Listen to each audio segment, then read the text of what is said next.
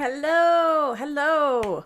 I know we have a bit of a delay here, so I'm going to let people log in here really quickly. If you're tuned in, let me know that you're here in the chat. Now, first and foremost, to paint along tonight, we have some resources for you in the chat or also down below in the description box. So if you want to paint along tonight, go ahead and grab those resources. Mostly they're just going to be for viewing. There's no tracing or anything happening this evening. So make sure you grab those. Also say hello if you're here. Let's see, I'm going to get an image here for you so you can see what one of them is. So this is what we're going to be painting tonight. We are painting rocks, and you do not have to be a painting expert to do this. It should be kind of fun, and I hope that you enjoy it tonight. So first and foremost, you're going to need to access those images, and I will show you really quickly. This is an image that I got off of Unsplash. So that will be a link that you should get. And I'm just using this loosely for reference. I chose to just do these 3 stacked rocks. So that's what we'll be doing tonight, and you'll be drawing along with me. So if you're new here, my name is Paige. I'm the Chief Pixel Pusher and Paintbrusher over at Gumption. And what we do here is we paint a little bit, we talk about art, you ask questions, and I see if I can help you. And hey Laurel, it's good to see you here. I'm so glad that you're able to tune in tonight and paint with me. So if anybody else is here in chat, go ahead and say hello too. I know Colin was going to be here too, so it might just be you two for now. And that's great. So first of all, let's go to, I got to look at my little sheet here. So download the imagery if you want to, if you need that. And you can do that now by the links in the chat. Also, this class usually lasts about an hour. So if you're new here, just be about an hour of your time. And next we'll get to colors that we'll be using here. So you don't have to use the same colors that I use what you have. This is kind of a rough estimate of what I'll be using today. So we're definitely going to include burnt sienna, quinacridone, gold potentially if you have that. I'm also going to be using a transparent Pyrrole orange. And some purple. I have a purple that I have made myself that's like a mineral purple. So it's more of a warm purple, which you could easily mix yourself with blue and red and just use a little more red. It's just a little more warm. And you might need some paper towels and a hairdryer tonight. And you'll need a pencil because we'll be drawing out our rocks. I don't see any questions, so I think we're probably good to move forward. If you do have questions moving forward, or if there's a problem with the feed, let me know in the chat. That's the only way that I can respond and know what's happening out there. So, and so I guess let's get to doing our thing where we do some drawing. So I'm going to switch you to my overhead cam. Maybe. That's not my overhead cam. Let's try this. There we go. And I thought this time I would leave a picture of the painting up for you guys. This is not the right screen. Let's do this one. Here we go. That's the right screen. So you can have an image of the painting that we're going to be doing. And yeah, if this one moves out of frame, we can do that too. Also, I want to just let you guys know, if you're in my Patreon class, this is what we're going to be painting next week. I'll be sending out links to that. So if you want to get in on that action, I think there's a Patreon link down below. If you're already in that class, you know, it will be a Zoom class. So we will be talking in real time if you want to. So yes, look forward to that next week. And if you ever want to know what's happening, because we're having the holidays and all this weirdness happening, go to ihavegumption.com/calendar. And there you can see the calendar and you can see if I'm having a class or when the class is happening. I can tell you we're short a class or two the next couple months due to the holidays. So that's just good place to check it out and see what's happening. Alrighty. I don't have any questions in chat, it looks like. Alright, so I think we're good to rock and roll. So I'm going to turn this webcam off for now, and we'll kind of get started. So as you can see, these are just some stacked rocks. See if we can make sure you can see that. And if you download the reference image, this is the reference image. I'm going to kind of be using this probably more than I'll be using this. But if you need reference, that's here. I decided to leave this stuff out to make it a little bit easier for us. And so I'm just going to start sketching here. And you kind of are looking at your rocks in relation to each other. And the great thing about rocks is they do not have to be perfect.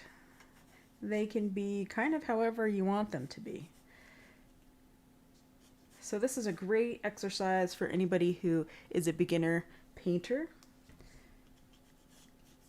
The great thing about watercolor is it blends really nicely, and you can really do some of the fun effects with watercolor to really make it look rock-like. And if you are a person who likes to use salt, which I like to use salt to create some texture for my rocks, you can have at that too. If I have my salt close, then I may just demonstrate that for you guys. If you're a regular student, you've seen that before, but if you're new, you might not have. So this is what's called a kneaded eraser, and these are really great for using with charcoal, but also with pencil. You can just dab it, and it does a great job of lifting your lead, and it doesn't ruin your paper. That's the big thing in watercolor. So I'm using a Canson pad, the paper from a Canson pad. I actually like it quite a bit. I had a hard time when I first started teaching my class here finding paper that I really liked, but it isn't too bad and it's not too expensive.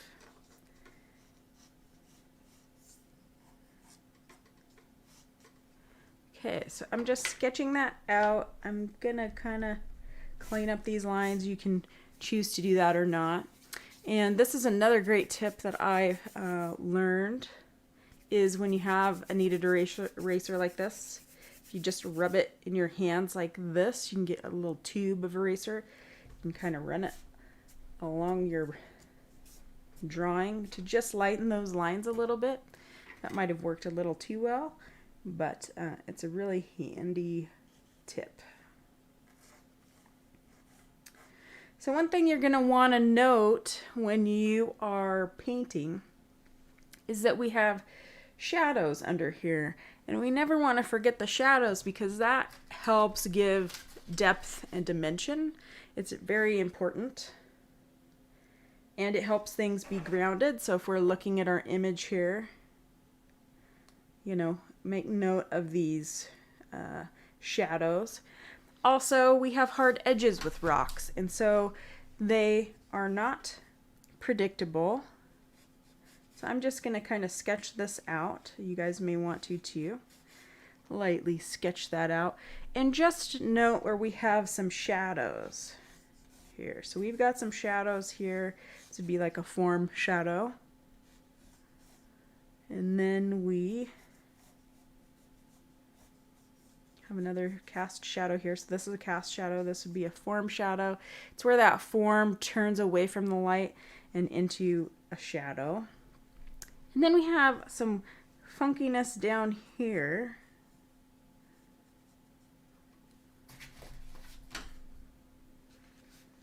Let's see. And I am going to use my reference here because I want to note this.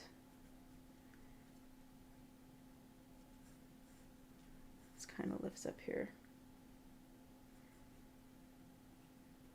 But we have some hard edges. If you are looking at the reference here, you know, we've got some hard edges here that you might just want to note.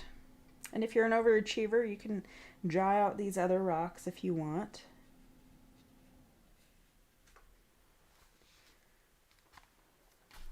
Okay, so how are you guys doing for time? Are you sketched? Do you have your stuff sketched out, or do you need a couple minutes? You let me know. I'll kind of try to give you a minute here.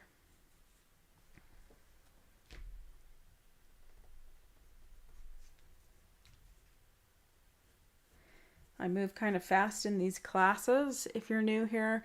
And so all you have to do is let me know and I'll slow her down just a little bit.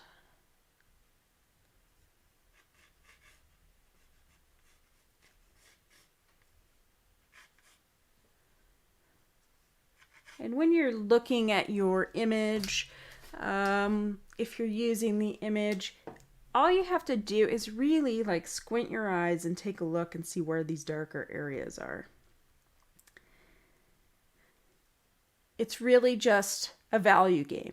So we have some darker shadows here. We've got some light over here and here. And there's some strong light here. So we have a light that's coming from this direction, it looks like.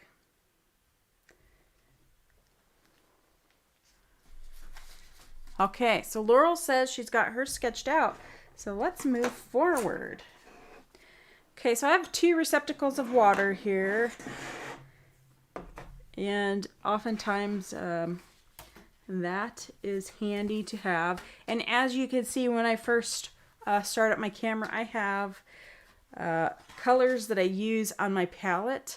And this is really handy to keep a card like this with your paints, because then you can easily see, hey, I think I need this color. And maybe this burnt orange color might be good.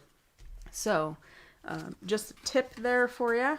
So I'm going to mix up some oranges, and I'm going to scooch this guy over here so we have a little more room.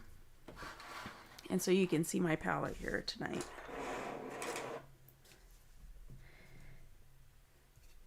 So I'm just going to put some water down here. And then I know I'm going to be using burnt orange, so you're going to want to mix up some burnt orange.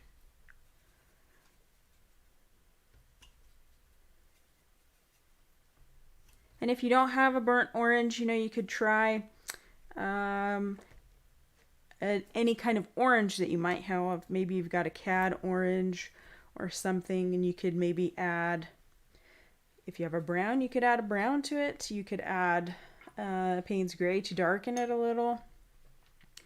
Most people have a Payne's Gray. I'm sorry, not a Payne's Gray, a burnt sienna. It's kind of a staple of the palette, and so if you don't have it, I would invest in it just to have it, because it is a unique color. Now, I'm a real big fan of this transparent Pyrrole orange. A lot of people have cad oranges, and if you don't have an orange, you can mix an orange with red and yellow. Or if you're looking for the perfect orange, you can mix it yourself. I'm also going to mix some of my, it would be kind of a mineral purple. And this is right straight out of the pigment. But if you need to mix a purple and you have minimal colors, you can use blue, like an ultramarine blue, and an alizarin crimson or a red of some kind. And you will get your own kind of purple. This purple is a little bit warmer, which means it's a little more on the kind of red side, even though it doesn't look red. It has a little more red in it. And this pigment, this is paint that I've actually made myself, so it takes a little bit more pigment here than my core colors. Okay.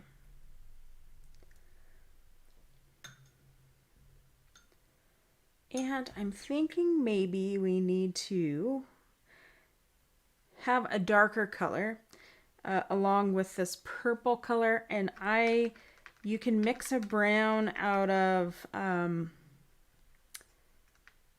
burnt sienna and ultramarine blue to make one. This is a brown that I also make myself, and it's got some blue and some red and some Roman black in it.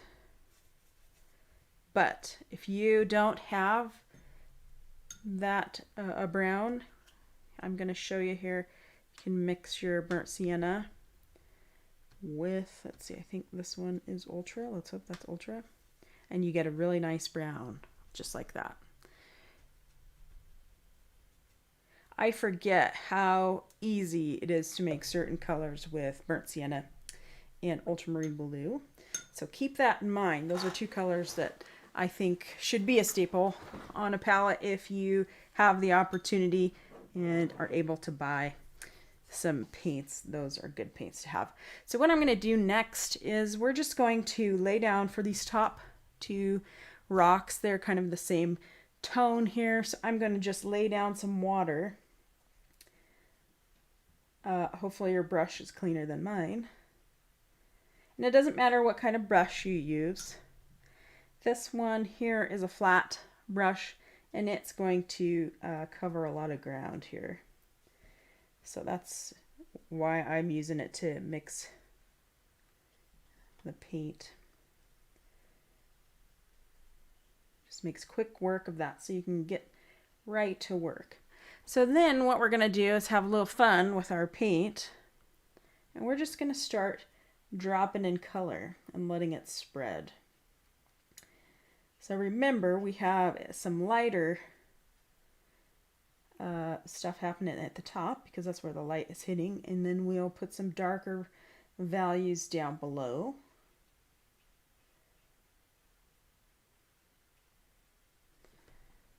So I'm going to take, so this is my transparent Pyrrole orange that I have used, and then I'm going to take some of this burnt sienna and tap it down here. Now, this is what I love about Core Watercolors, and I'm not paid by them or anything. I just really enjoy their paint because it moves so nicely and spreads so nicely.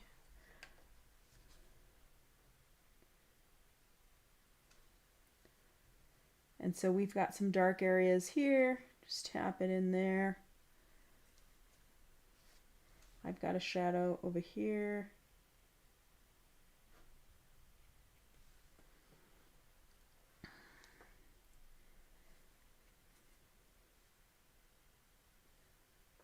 We've got a little bit of a shadow here. And again, feel free to ask any questions if you have any. You're busy painting, I'm sure. And then I'm going to go into my brown.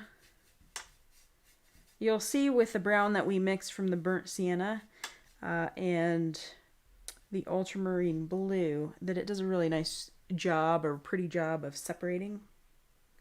So I'm just going to tap that in for our shadow, our form shadow here.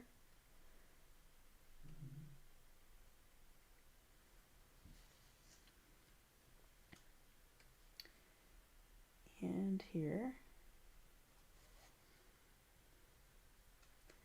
You could even do a little here below the rock. Might spread a little bit much, but what's great about this is it creates this texture. And rocks are all about texture.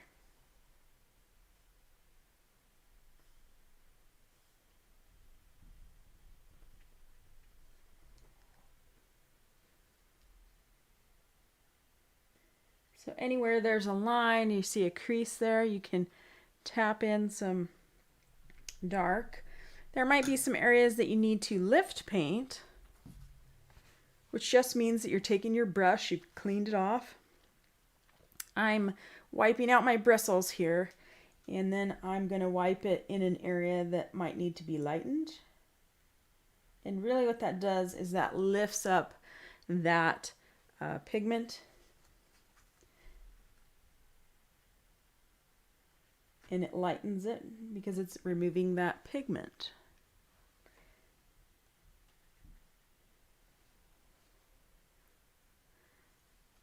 So here I have this area here that kind of is lighter.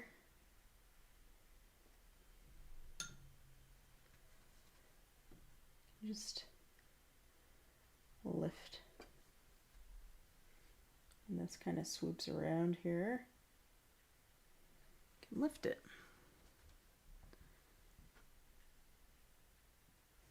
Now watercolor can be kind of a frustrating medium for beginners, but I think it's great for everyone because you can really have fun with it. It's mobile. And once you learn kind of certain techniques like lifting, wet and that kind of a thing, it really makes it a little more fun. So I'm going to darken this area up here because we have a ridge here. And really now it's kind of a waiting game for it to dry a little bit.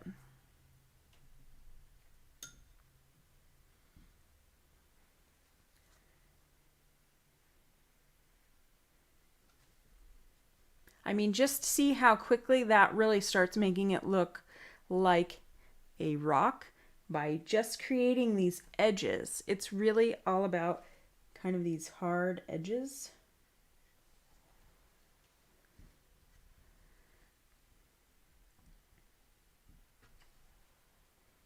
I mean, you can just hang out here all day and do this.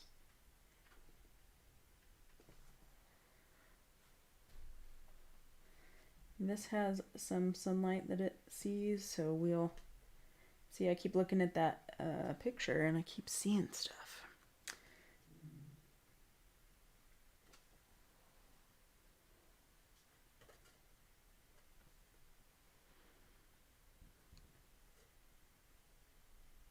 And I'm really liking using this flat brush for this. What's great about it is it can really create edges in a different way than your round brush. So then we have a little bit of reflected light down here. So I'm just going to hit that in a couple of spots.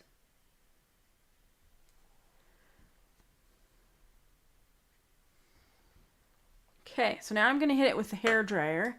You guys keep painting and I will be right back. I'm going to mute you really quick and be right back.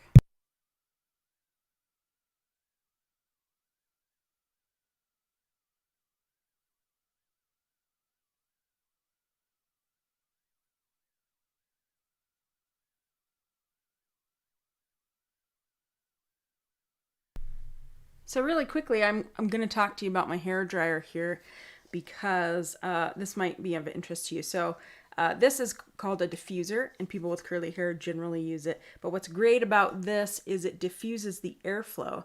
So when you're right above it, it diffuses it out. So it doesn't have a tendency to blow your water around as much. So that's a good handy tip. If you find one of those socks that you can put over your hair dryer, that might be useful for you.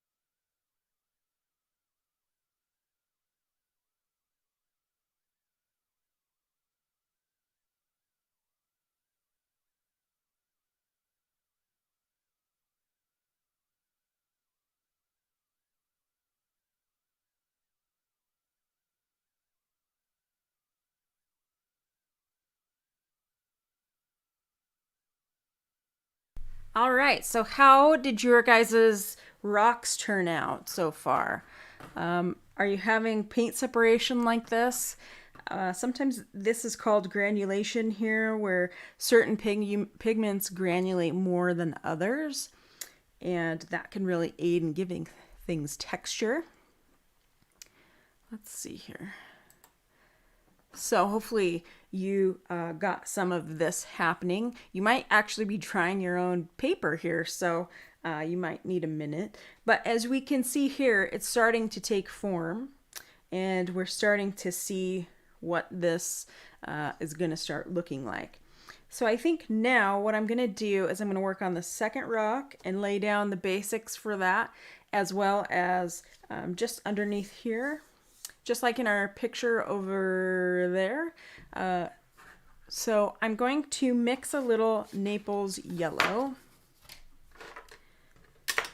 And if you don't have Naples yellow, no problem. You could use any kind of light yellow that you want or dilute your water. Actually, yellow ochre would be a great color to use too. So that's an option as well. And let's see. Switch this around. So I'm gonna just show you the difference between, this is yellow ochre. I think I have a shadow here. Kind of gives you an example of what that is. And this is a Naples yellow.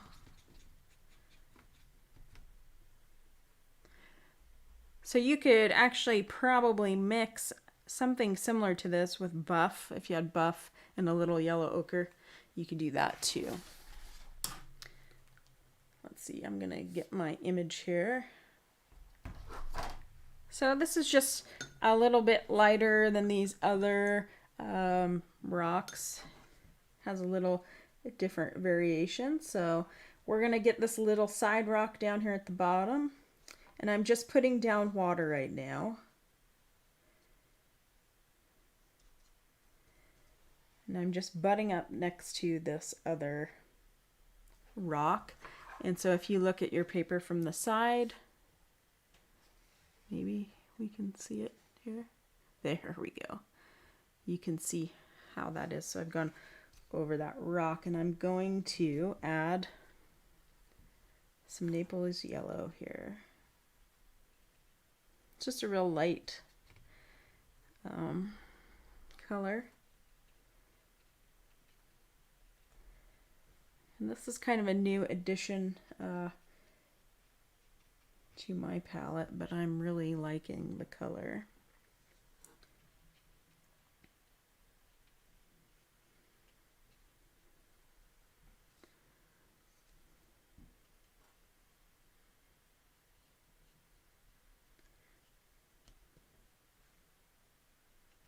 Just tapping some color here into this little rock. Okay. So I'm going to tap into my purple color here, and I have these shadows here. So I'm going to just tap it in here, and it does a really nice job spreading too.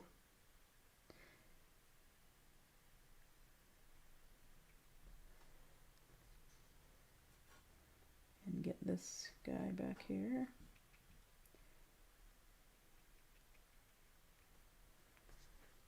You could even dip into your brown, your dark brown that you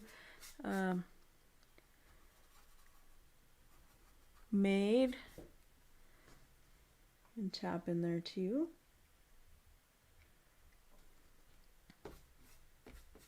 There's just something about that I really enjoy about purple and yellow and purple and this burnt sienna brownie color. And then we also have a shadow here. So I'm just going to tap some of this in here. We're going to darken this in a minute anyway, but it's a good time to tap our purple and our dark brown in here. Now it's kind of running away here. and we have a bit of a ledge here, so I've dabbed my brush on my napkin here. Just kind of lift out now some of these areas. Got this weird area here that light is hitting. So we add and then we taketh away.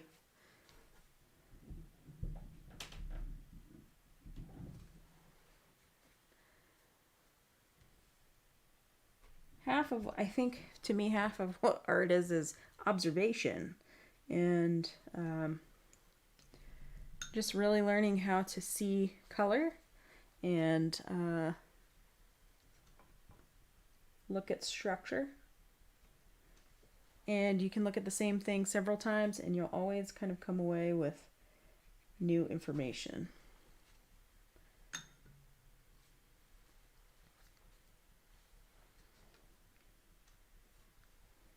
And then down here we have some darker area, so we can go into our dark brown, purple mixture.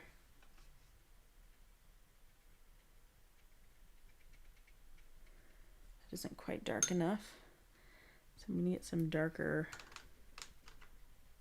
brown.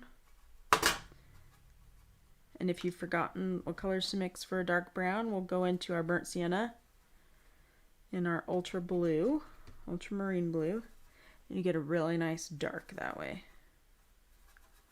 And look, it's mixing with the blue that's already on my palette. That creates an interesting color.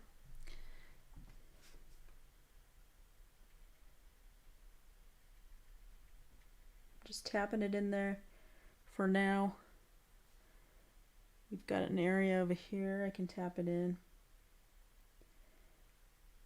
And my paper is still nice and damp pretty evenly, so I can still do this. It's when your paper starts to dry a little bit, then it gets a little finicky, you know.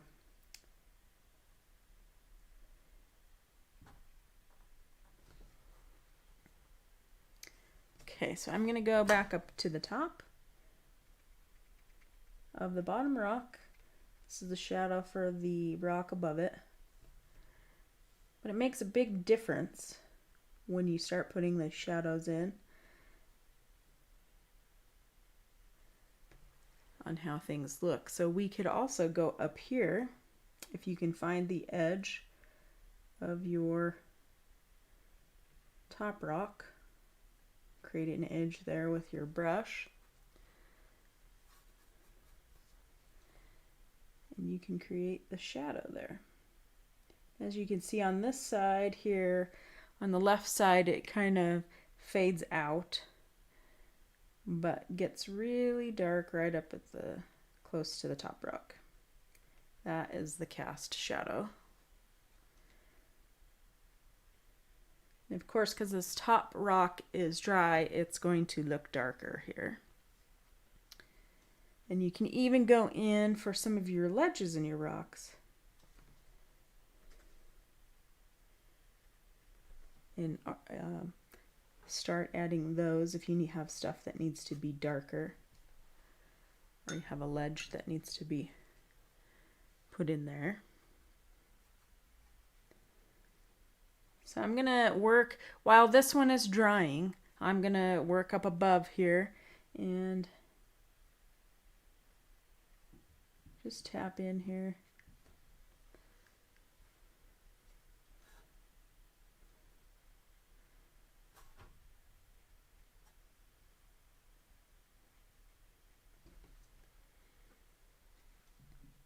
I see I could add some burnt sienna in here.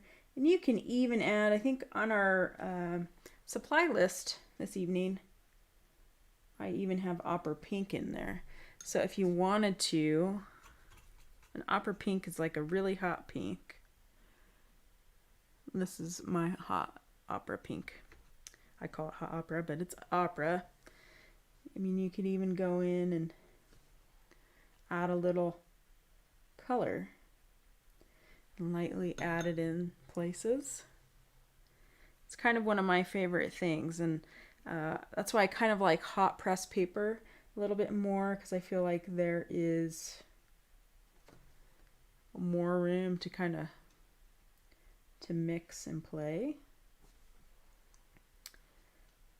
And if it's too vibrant for you, I just wiped it off on my paper towel, and you can just kind of soften those edges.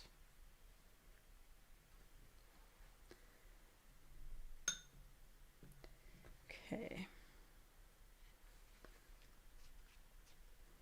So I'm just going to use some burnt sienna here to ground this whole piece using the image above.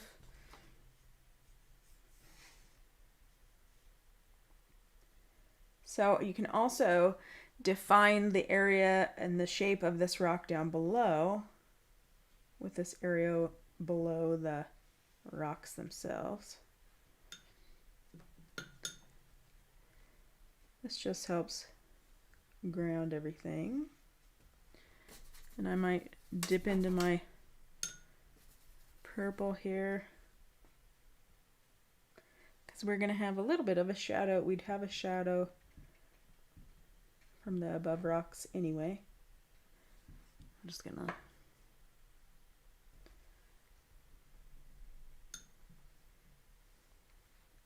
so from here, you can leave it like it is or keep working it. And of course, I'm going to keep working it. So let's see, how are we doing for time? We're doing pretty good on time. So I'm going to go in, especially for these top two rocks. I'm going to switch my palette around. I'm just going to add a little bit more color. So I'm going to hit my orange a little bit here. This is my transparent Pyrrole orange. And kind of help make this edge here. See that? See how that kind of makes that edge? And you can take the edge of the brush. And we might have some texture here. So we can just kind of lace it in there. You also might want to take this and create a ledge here and just go over these areas. We've got some nice texture. And anywhere where I have a ledge, I'm going to just take the edge of my brush and dab it in there. Sometimes it doesn't have to be great big color transitions to really make it look like a rock. You can use nice subtle textures, just like in this area. That's a real nice area there.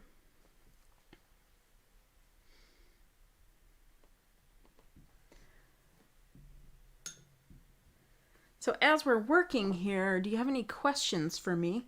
I know we have a bit of a lag here, but if you do, throw them in the comments.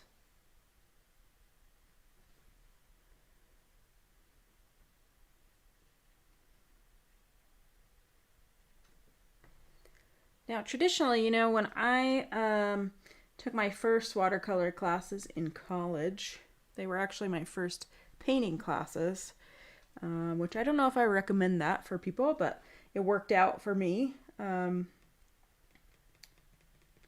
did I just lose my train of thought? I totally did. Is that something that just happens to you in your 40s?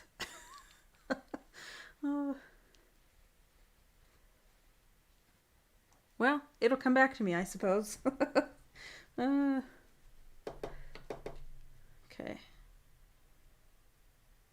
Oh, okay, I know where I was going with that. Whew.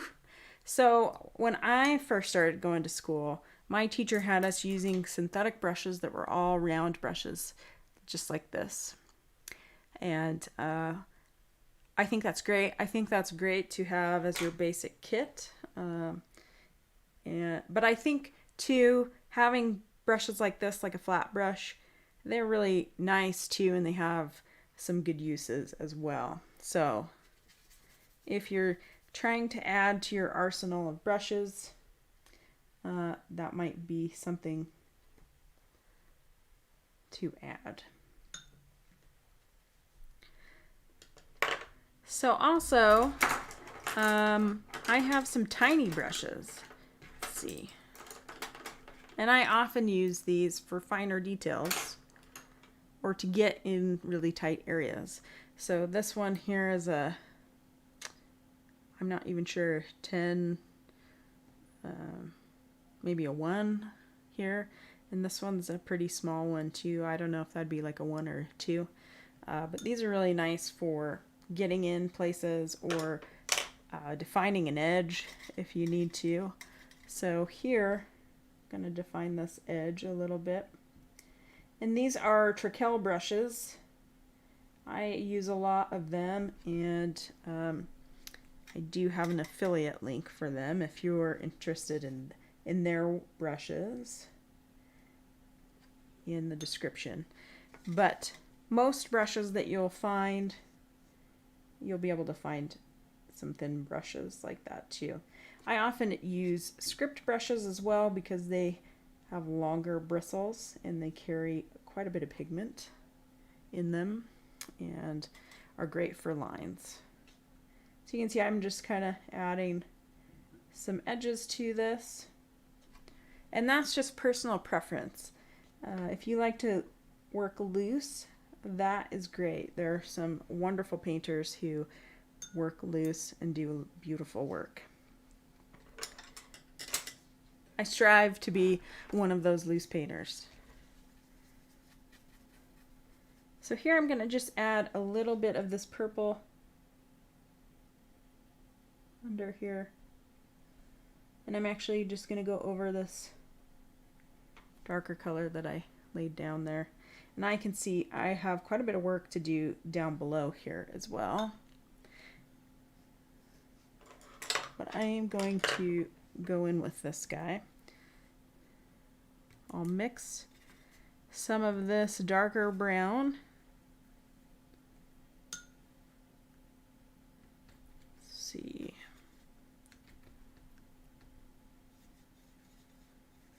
I mean, look at that. You can really get a nice dark gray too.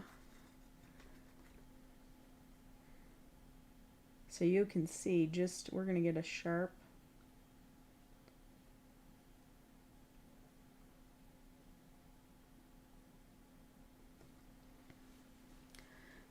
edge there, and you can shape the bottom of the rock here because it's not going to just be straight. You can really give it some character and shape that. And then I'm going to go down below here because there is kind of this area here.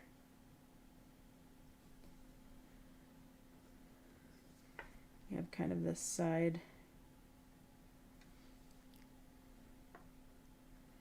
here, and we have some areas that we can go in and dab in that are darker. If it's too dark for you, you can just add a little more water to that.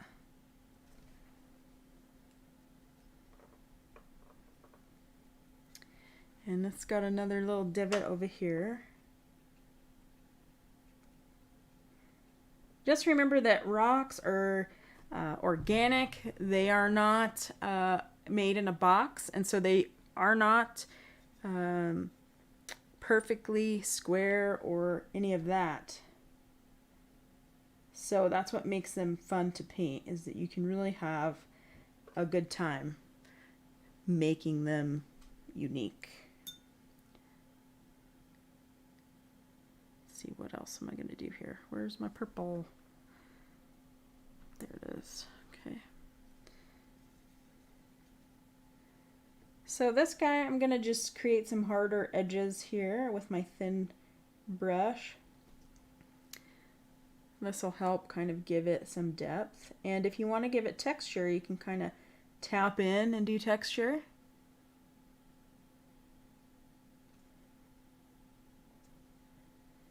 See, this kind of comes up here, goes under. And we do have this nice shadow This is kind of a hard shadow, but it's not as dark as what's directly underneath here. So I'm gonna mix more of my purple here. Just tap it in there. And if you want to soften a line, you just dip your brush in your clean water, tap, and then just run it along the edge that you want to soften. Tap, and that'll soften it out.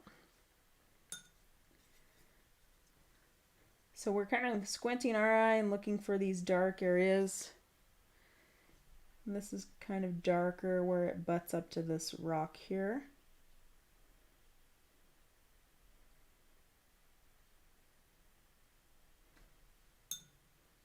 And you can use some light washes too if you want to. Even add a little color in here. This guy is receding into the background, so we need to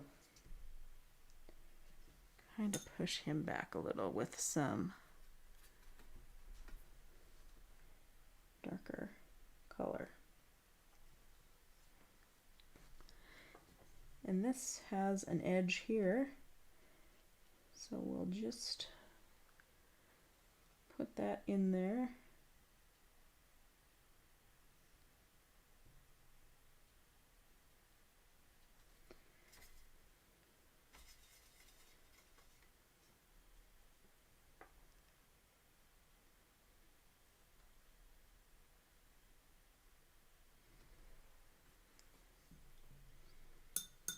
So another technique that I like a lot is taking a brush. So we're going to use this little brush here.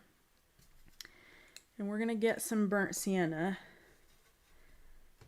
I'm going to mix a little more burnt sienna. And I'm going to mix a little more purple.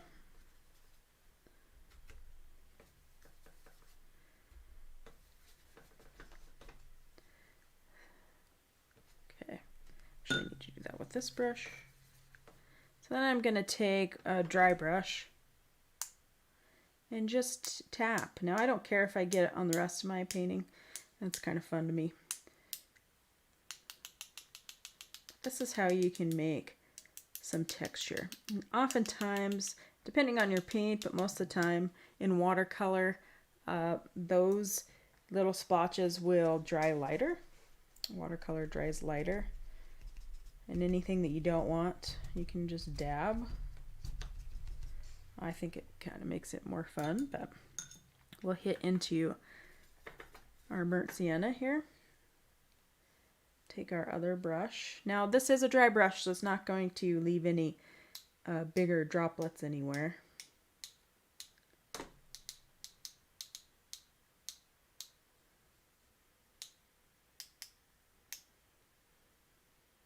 You can also use salt, and with salt what we would do is we wet the area with color or pigment while it's wet, and you sprinkle the salt on there and then you let it dry, and it sucks out color where the salt sits, and so that's a fun thing too. Now this bottom rock needs a little help, I feel like. So we have a ridge here, but this recedes back a little bit. So I'm just adding a mixture of burnt sienna and orange. You can slap some opera pink in there if you're a fan.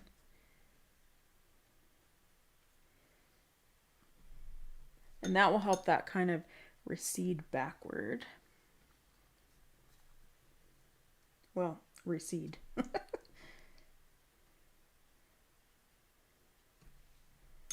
And if we want to make this a little bit darker, now you can see, looking at my palette, this is how that burnt sienna and ultramarine blue, they kind of separate on your palette a little bit.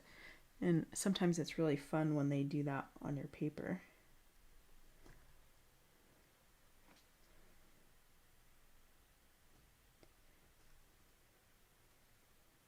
Go back in here. I'm really surprised that my cats aren't at the door meowing. Usually they like to do that. Okay.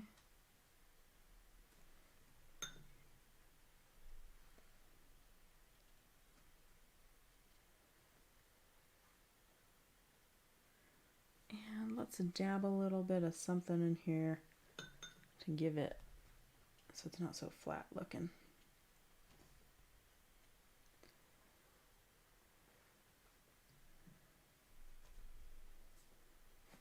And so I'm going to take clean water, this brush, I'm going to scrub out just a little bit of light area here.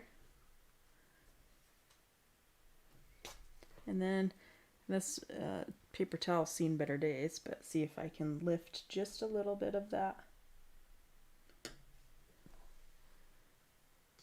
And that's a great way to get some lights. And you can do that even when your paint is dry. I feel like I made that go away a little too much, but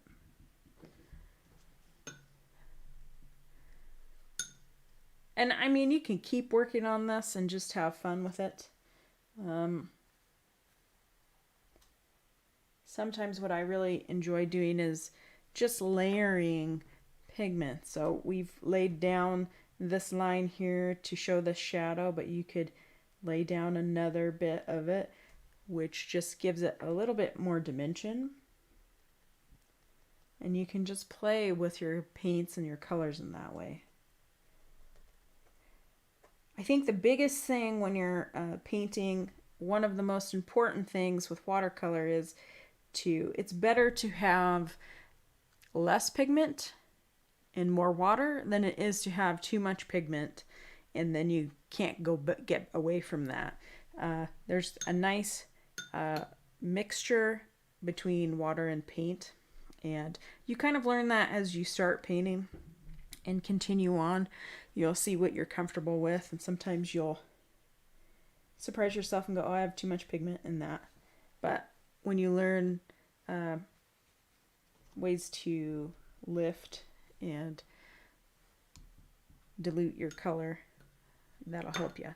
But with my students, that's one of the biggest things I see where they have struggles, is that they just have too much pigment initially. And it's okay to layer.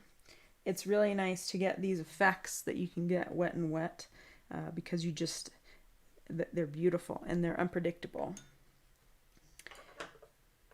All right, so what questions do you have for me, guys? Let me know. I'm going to turn the webcam on here, and I can continue painting here. But if you have questions for me, go ahead and put them in the chat. I'm just going to kind of keep painting here. Next week, again, we won't be live on YouTube next week because we have a Zoom call for our Patreon. So the folks that are Patreon subscribers, we will be painting live, and I will get that link to you in Patreon, and I'll text it to you too, and then you can have it there. And if you want information on the Patreon, you can find it down below in the description. Thanks, Colin. I hope you were able to paint along tonight. If not, you'll have to let me know how your rocks turned out.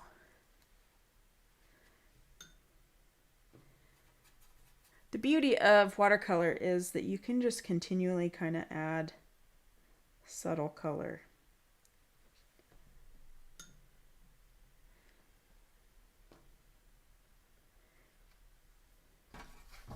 So I'll give you a preview if you're new here. This is what we're doing next week. So we're going to do some crystal work next week, and I think it's going to be fun. We're going to get to use some fun colors for this too. So this is what's happening in our Patreon class next week. And yeah. If you want to see what the calendar is like for my Patreon or my YouTube classes, just visit ihavegumption.com/calendar. You can click on the calendar there and you can see what we're up to, what's happening. Things have been a little weird, or will be a little weird with the holidays, so there aren't as many classes in the next couple months, but I hope things kind of get more normal and we can get back to 3 or 4 YouTube live classes a month. Because I have some great regular students who join in on that, but since I have a meeting at the beginning of the month that is right during our class, so we can't have it during that time. What colors should you have for next time? That's a great question, Laurel. So I'm using Sodalite here. You could have yellow ochre if you have that color. You could use Naples yellow. You could have even an Indian yellow if you wanted to use that. Also, if you have buff color, you could use that as well next week. I used some teal, cobalt teal here, and I used a little bit of transparent Pyrrole orange, and some of this dark brown color that we mixed. So you'll need burnt sienna for that and ultra blue. But I think you should have all those colors. If you don't have Sodalite, no, don't worry. If you have a Payne's Gray, that is basically a similar color. And if you don't have Payne's Gray, we could mix a dark gray color with burnt sienna and ultramarine blue. So you don't have to go out and buy a bunch of colors to match what I've got. This is just a really nice dark blue color, but we can make that on the palette too. But I do recommend, I really enjoy Payne's Gray in a palette, and the reason I like Sodalite so much is because it granulates really nicely, and just enjoy it. But it's essentially a Payne's Gray color, so that is sufficient. What other questions do you have for me? You'll need a pencil, and we'll be sketching out the crystal and the rock together, and so we're going to use a few different photo references to build that, and so it'll be a little more challenging, but I think it'll be fun as well. So thank you for your question. Thank you, Laurel. Thanks for everybody for tuning in. I appreciate you being here. If you have any last minute questions, go ahead and throw them down here in the chat. And I know there's a bit of a delay, so we'll just I'll hang out here for just a few moments more, I should say. And if you want to learn more about me and my art, you can go to ihavegumption.com. And yeah, I hope I get to see you here next time. I have a lot of new followers that are in this class and following the channel, and I just appreciate you being here, and I hope that you get some value out of this, because that's the whole point, is to get you painting and to be creative during this crazy COVID time, right? It's a great excuse to be creative. So thanks for being here, and a big thanks to Colin and Laurel for being patrons. I appreciate you guys. Thank you so much for your support. You help make this happen, so thank you. Okay, well, I don't see any extra questions here, but you're welcome to throw them down there if you run into any issues or have any questions in the future. I'll respond back to you, and yeah, I hope you have a great weekend. Thanks for tuning in, and I will see you next time.